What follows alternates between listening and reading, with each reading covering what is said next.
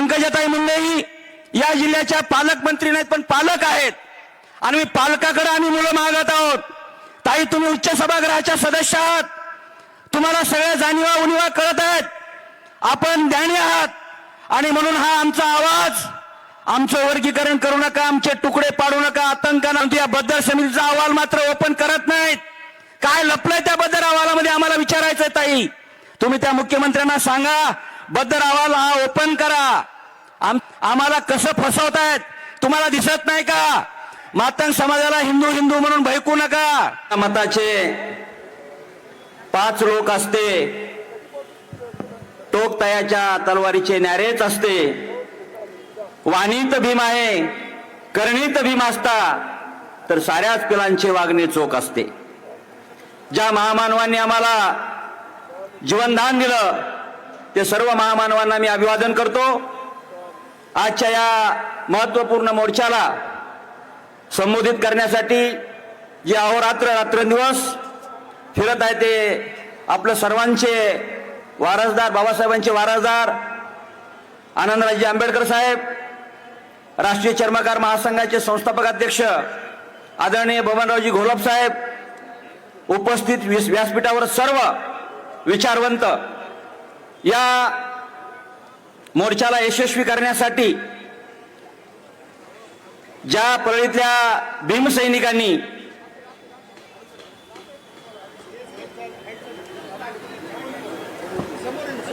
असं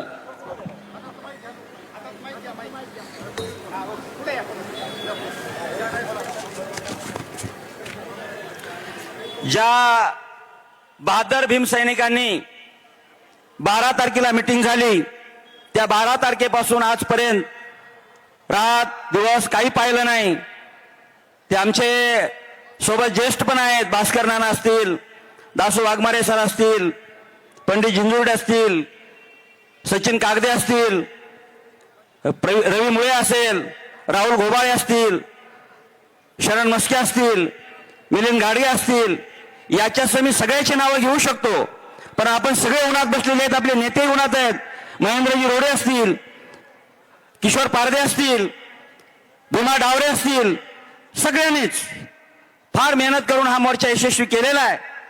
त्याबद्दल मी सर्वांचा आभार मानतो. बांधवांनो, हे संकट महाराष्ट्र शासनाने आमच्यावर आणलेलं आहे.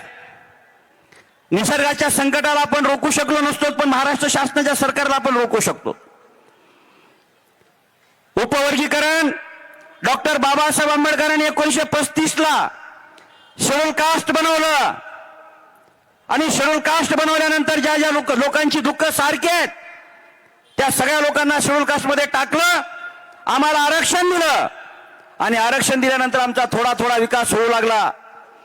या आरक्षणाच्या गाडीमध्ये बौद्ध आहे, चर्मकार आहे, मातंग आहे, ढोर आहे, डकलवार आहे, मातंग आहे, गारुडी मांग आहे, 59 जाती आहेत. बाबासाहेबांनी त्या ठिकाणी दुधाने भरलेला हौद भरून ठेवला होता आणि सगळ्या 69 जातीला सांगितलं जा बाबा ते दूध घ्या, प्राशन करा. पण तिथपर्यंत जाण्यासाठी एक मार्ग आहे, ते म्हणजे शिक्षणाचा. काही लोकांनी आपल्या गळ्यातलं मडकं सोडलं, परंतु ते डपडं काही सोडलं नाही, चालीरीती सोडल्या नाहीत, परंपरा सोडले नाही, अंधश्रद्धा सोडले नाही, शिक्षण घेतलं नाही आणि मग मागं राहणार नाही तर कसे राहणार? मग मागं राहिले, मग मारायच्या नावानं बोंबलायला लागले. मी ग्रामीण भागामध्ये फिरत असताना बौद्धाचा बी फार विकास झाला नाही. जर झाला असेल तर आजही पत्र्याच्या घरामध्ये बौद्ध समाजाची लोक राहतात. 10 बाय 10च्या खोलीमध्ये 5-5 लोकांचं कुटुंब राहतं, हे मी पाहिलंय. मी सामान्य प्रशासन विभागाला माहिती मागितली, महाराष्ट्र शासनामध्ये मातंगाचे किती कर्मचारी, बौद्धाचे किती कर्मचारी, चर्मकाराचे किती कर्मचारी, यादी द्या. प्रशासन विभागानं सांगितलं आमच्याकडे ही यादी नाही, आमच्याकडे फक्त शेड्यूल कास्टची यादी आहे, जाती न्यायाची यादी नाही. मला वाटलं सामाजिक न्याय विभागाकडे असेल. सामाजिक न्याय विभागाला विचारलं आमचे कुणाच्या जातीचे किती लोक नोकरीला लागले ते सांगा. त्यांनी सांगितलं आमच्याकडे पण ती यादी नाही. मग या सरकारच्या प्रशासन विभागाकडे यादी नाही तर मग देवेंद्र फडणवीसांना कसं कळालं या महाराष्ट्रातला मातंग मागासलेला आहे म्हणून? त्यांना का चर्मकार दिसला नाही, का भंगी दिसला नाही, का होलार दिसला नाही, का ढकलवार दिसला नाही? मातंग समाजाचा एवढा पुळका का आला? बरं आला असेल हरकत नाही. मी त्या अमित घोडकेला आणि त्या कसब्याला विचारतो, अरे तुझ्या तोंडात काय दातकीळ बसली का? वस्ताद लहुजी साळवेच्या शिफारशीनुसार 68 शिफारी महाराष्ट्र शासनाने स्वीकारल्या होत्या ना. मग काय झालं त्या शिफारशीचं? विचार ना सरकारला, लागू करायला सांग ना. इथं काय पडला? मातंग समाजाने थोडाफार मागासलेला असलं तर शिक्षण हा पर्याय, वर्गीकरण हा पर्याय नाही. बांधवांनो, सरकारने ठरवलेलं आहे आम्हाला तोडायचं, फोडायचं आणि झोडायचं. परंतु आपण भी लक्षात ठेवा, मंजिल बहुत दूर है, जाना वहां जरूर है, रस्ता मुश्किल है, मरना भी मंजूर है. आम्ही थांबणार नाहीत, आम्ही वाकणार नाहीत, आम्ही झुकणार नाहीत. 77 वर्ष ज्या महाराष्ट्रातल्या महार बांधवांनी, बौद्ध बांधवांनी या महाराष्ट्राच्या चर्मकाराची सुरक्षा केली, मातंगाला सांभाळलं, ढोराला सांभाळलं, पारध्याला सांभाळलं.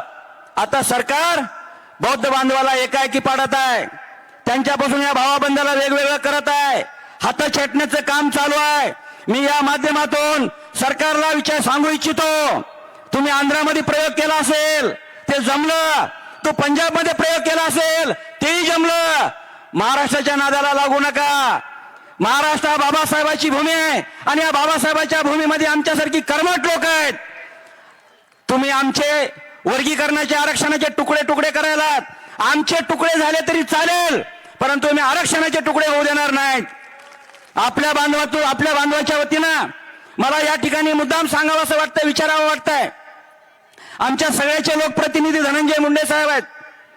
आमच्या सर्वांच्या वतीनं धनंजय मुंडे साहेब, आपल्याला आमची विनंती आहे, आपण विधानसभेमध्ये आहेत, आमचं वर्गीकरण होऊ नये या विषयावर तुम्ही भूमिका मांडा.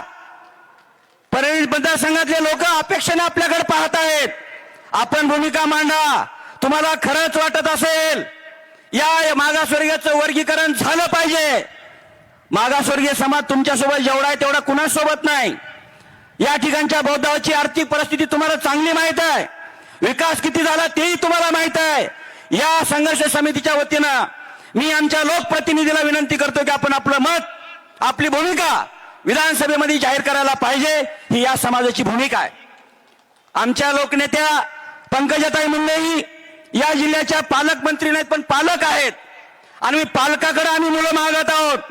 ताई, तुम्ही उच्च सभागृहाच्या सदस्य आहात, तुम्हाला सगळ्या जाणीवा उणीवा कळत आहेत, आपण ज्ञानी आहात आणि म्हणून हा आमचा आवाज, आमचं वर्गीकरण करू नका, आमचे तुकडे पाडू नका, आतंकानं आम्ही सरकारकडे ओरडतोय. 3 महिने झालं उन्हातानामध्ये पावसाची तमा न करता आम्ही सरकारला विनंती करतोय, तुम्ही वर्गीकरण करू नका. ताई, तुम्ही सुद्धा सरकारच्या पुढे मांडा, सरकारला समजून सांगा. ज्या देशाचं संविधान 8 महिने ओपन करून ठेवलं की या संविधानावर कुणाचं काय म्हणणं असेल तर आम्हाला सांगा, परंतु या बद्दल समितीचा अहवाल मात्र ओपन करत नाहीत. काय लपलंय त्या बद्दल अहवालामध्ये आम्हाला विचारायचंय. ताई, तुम्ही त्या मुख्यमंत्र्यांना सांगा, बद्दल अहवाल हा ओपन करा. आमचं तर म्हणणं रद्दच करा. आम्हाला कसं फसवतायत तुम्हाला दिसत नाही का? 15 ऑगस्ट, जानेवारी, एप्रिलच्या महिन्यामध्ये 5 दिवस देतात हरकती मांडायला.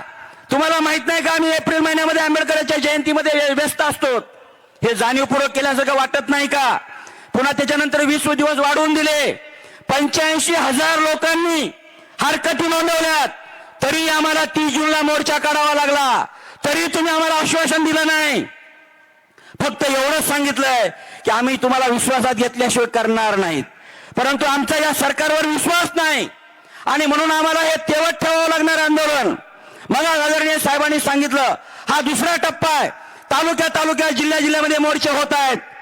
पुढचा टप्पा आम्हाला वेगळं काही आंदोलन करावं लागलं तर करावं लागेल. याची सर्वस्वी जिम्मेदारी सरकारवर असणार आहे. मातंग समाजाला हिंदू म्हणून भयकू नका. मातंग समाजातली मुक्ता साळवे आपल्याला माहित असेल, 1855 मध्ये काय सांगितलं मुक्ता साळवेना? तिला निबंध लिहायला सांगितलं मास्तरांनी, तुझा आवडता धर्म कोणता, त्याच्यावर निबंध लिही. मुक्ता साळवे 1855 मध्ये लिहिती, गुरुजी काय सांगू माझ्या धर्माबद्दल. धर्माचा ग्रंथ ऐकलं तर कानामध्ये शिशाचा रस ओतला जातो. धर्माचा शब्दाचा उच्चार केला तर जीभ छाटली जाते. धर्म डोळ्यांनी पाहिला धर्मग्रंथ तर डोळे फोडले जातात. पुण्याच्या गोलटेकडीच्या मैदानावर आमच्या डोक्याचे चेंडू आणि तलवारीचे दांडू करून खेळणाऱ्याचा धर्म आणि आमचा धर्म असू शकत नाही. आणि आमचे मातंग बांधव काय म्हणतात, आमच्या वज्रमुठीमध्ये हिंदू आहे. अरे मग तुमच्या वज्रमुठीत हिंदू आहे तर मग मुक्ता साळवे खोटे आहे का?